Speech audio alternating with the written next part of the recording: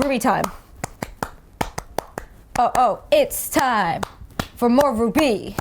I can't go to the beat. We're gonna go and learn about the World of Remnant. I said that wrong. It's time to shout. Oh, it's the World of Remnant. We're gonna learn about where our girls live together. Oh, we're learn about the World of Remnant. How it all started and put it together.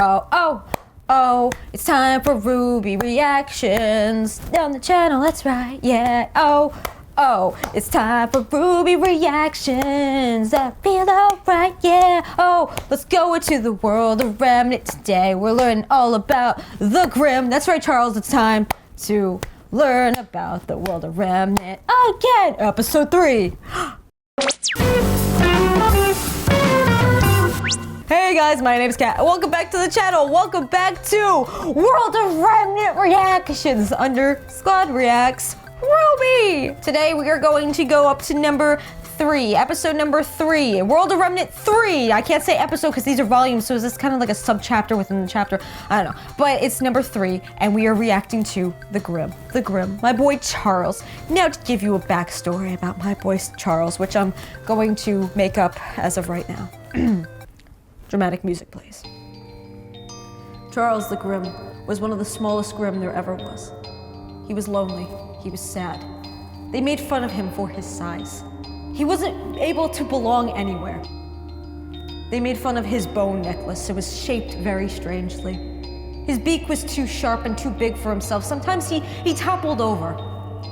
He couldn't even fly. He could only glide. While all the other Grimm out there would say, "What is wrong with you? Why can't you fly? We can." He wasn't able to really be able to, protect himself. He was made fun of, he was bullied and everything. Until one day, he teamed up with the humans.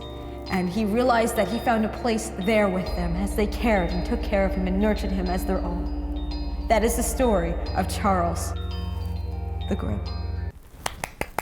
Beautiful. I love you, Charles. Praise you.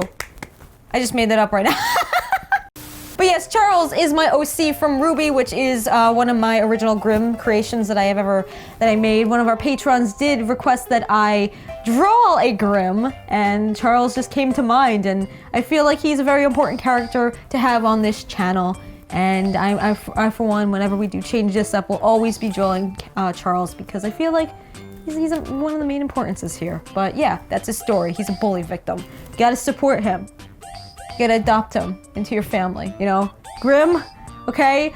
Maybe they're not all that bad. Maybe some of them could be taken care of by humans or something. So maybe that would be me, okay? If I had an original RWBY character, I would be one to raise Grimm. I would be the one to always be like, okay, I'm gonna have like a field of Grimm or like a zoo. I would like own like a zoo of Grimm and like show them off to people, and people would think I'm nuts and crazy. I'd be like, no, I take care of them. They're mine, they're not all that crazy. You think I'm crazy, but I don't think they're all that crazy. They're nice people. I'm gonna live with the Grimm besides the people. That would be my RWBY OC character, but yeah, this is Charles. Gotta love him. But anyway, today we are reacting to World of Remnant Grimm, and I cannot wait to learn all about the different types of Grimm. I'm very excited to learn about the Grimm, because that's one of my favorite parts of RWBY. Rather than just the lore itself, I love the lore of the Grimm, so this is gonna be a very enjoyable episode for me. And of course, I'm gonna be making a study guide for myself and studying it and then quizzing myself on RWBY World of Remnant. Let's go, guys. Let's go, Charles.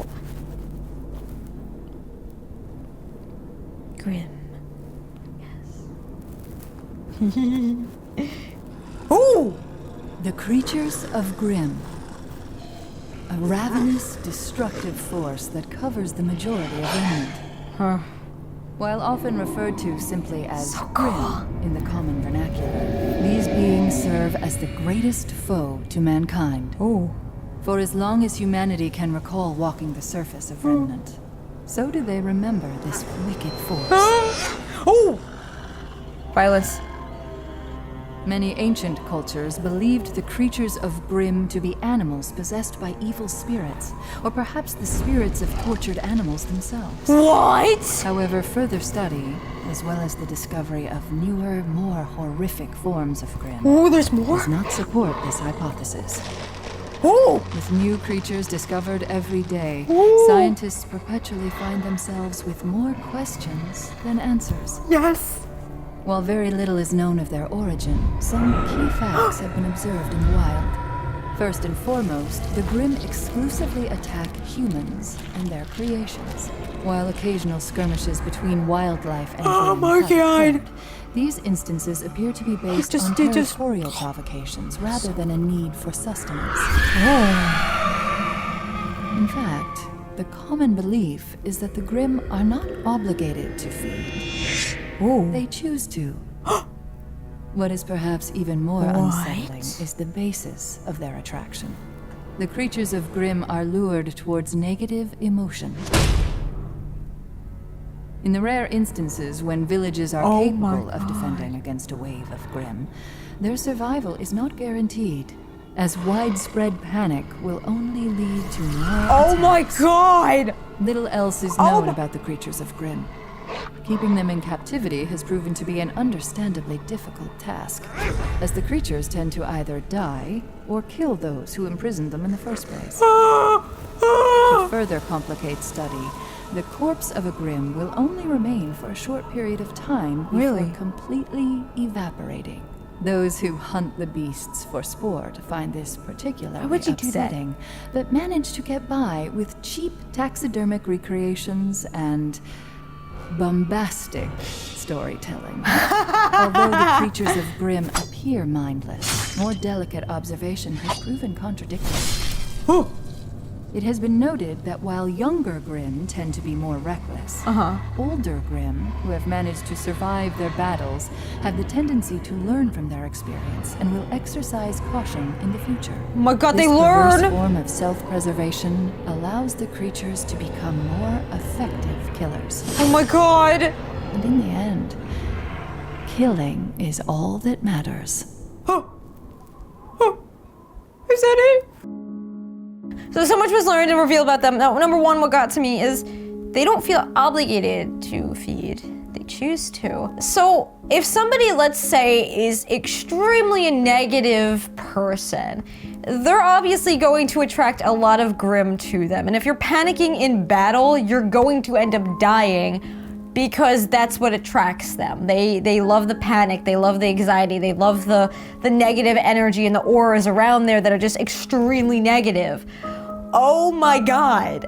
So the problem with this is if you're going into battle with confidence, maybe you'll be able to take them down. But if you're really scared, then, oh my God, I can only imagine what's gonna happen. Okay, so RWBY and the girls, they seem very confident fighters. Like when they were taking down the Grimm in that one of my all-time favorite battle scenes, they looked like they were very confident fighters. But that moment when with the scorpion, remember the scorpion, the cool ones, that Jean and Pyrrha woke up? Jean was kind of panicking, so then that kind of attracted more Grimm to come and attack everybody. Now it makes a lot of sense. But what's really also scary to me is that when they're reckless, when they're young, you know, when you're youthful, you don't think. But the Grimm learn. You know, they're not just like, some things don't learn. Like, you know, when by instinct, some things are just based on instinct. But this is based on experience. And they learn about like, okay, this is how a human fights. Or if they watch a certain human, suddenly they can learn all their tactics and they become smarter and wiser. And that just freaks me out because they might get on even though despite the fact this is awesome to me because I love the Grimm, I feel like they're going to get onto that level of intelligence where they will even also be able to take down any type of like the smartest humans out there. But why would you hunt them for sport? That's the only thing. Like, if you know these things are killers, okay, what are you gonna do? But the bombustrous stories, I know who she's talking about. But I mean, I don't understand why they would do that in the first place because they really can't get anything out of it other than like certain things that are on them, but they disappear. Now, as you saw, they were kind of like turning into dust. Is like, it was like flowing away, or they turned to shadows or something. Are the Grimm somehow relatable to the dust at all? Because is it like you know, it's just a full circle. I don't know. I'm not sure, but just the way it was. Again, this is my first time with RWBY, so I'm just theorizing as I go along. It kind of scares me because they learn over time, and then they choose to do certain things. They don't feel obligated to, but they choose to. So if someone is able to have the ability to control the Grimm, which I feel as if someone will, because this is usually how these types of stories do work out, where somebody has the ability to control something that's really bad and then suddenly they attack somebody that they hate. If somebody has the ability to control the Grimm, that's gonna be real bad. That's gonna be real bad, because if they learn, that means if they don't feel obligated to hunt or kill or anything, but they feel like they want to, someone can easily take advantage of that. They can easily take advantage of that and be like, okay, you know, this is what we're doing now. You know, like, you're gonna go over there, Mr. Grimm, and you're gonna go kill that person. So if someone has the ability to control Grimm, that's gonna be really bad, because again, power goes into the wrong hands, but also if you get the, like she said in the beginning, it's man's kind of worst threat right now. So if somebody learns how to control that threat, it's bye-bye humanity as we know of it. But as I was saying before, like, they actually did touch on how a lot of the Grimm would just die if they were imprisoned or anything. But what if someone were to take care of the Grimm? You know, what if someone was able to raise them and maybe raise them in the right way? But what also got to me was how they mentioned how these are like tortured animals, or like the souls of animals. But there's also so many questions that the scientists are asking, because there's so many different unanswered questions, and so many things just keep arising, and like how they evolve, you know, with the evolution that was again mentioned in This Will Be the Day. There's going to be an evolution, so it's not only just the world is evolving, but the creatures of Grimm are also evolving, which then has the scientists asking, what are they? Where did they come from? What is their purpose in life? So, oh my god, this is gonna be so even more hyped up for Volume 2. And again, I would be that OC, that RWBY OC that would literally take care of the Grimm and possibly want to learn all about them and raise them to possibly be healed. Like, is that possible? Or like the creatures of Grimm be able to have maybe like a transparent effect where they're able to go from point A to point Z and maybe change into something completely else? Like, maybe there's a reason, like maybe if the scientists figure out where the origin of Grimm came from, maybe they could find like an antidote to actually heal them if they are hurt animals. I don't know, but overall, now that I know that they are hurt animals, that pains me. But again, that is just a theory, because as she said, even the scientists are still theorizing of what they are, who they became about, and but I still love Charles, okay? If you guys love Charles Protection Squad, where you at? But anyway, guys, if you guys have any OCs for the creatures of Grimm and that you would like to share with me, be sure to share your art on #AllAgesOfGeek art on Instagram and Twitter, and we'll be sure to feature your art here on the episodes, because I want to be able to support this community as much as possible. And I love OCs, I love original characters, and it's something I'm very passionate about, so I'd love to do more discussions on that in the future. But other than that, be sure to also check out all our links in the description down below, because there's a lot of fun links down there that you guys can check out. And another thing is just definitely be sure to follow us on all of our social media accounts, because there's a lot of updates that go on there. I'm gonna start doing giveaways and this and that, and I want to get you guys as much as possible involved, because this is what our community is all about. Don't know what I'm doing with my hands. Absolutely no idea, but hey, ADHD moment. But anyway, guys, you stay weird, you stay wonderful, and you stay awesome, my friends. And until the next video, embrace your fangirl and your fanboy every single day. Thank you guys so much for tuning into this episode. I really hope that you did enjoy it. And now is just a special time to give a shout out to our awesome and amazing patrons that you see that is listed on the screen right now. Honestly, we would not be able to create anything if it were not for you guys. You guys believe in the vision, you guys believe in this journey, and you guys not only just believe in the channel, but you believe in me. God bless you all for believing in this vision, and I hope you have an amazing day.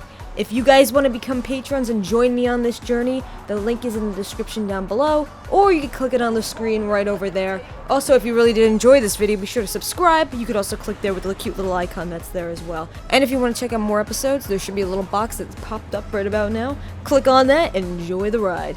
But as always, guys, until the next video, embrace your inner fangirl and your inner fanboy every single day. Bye, guys.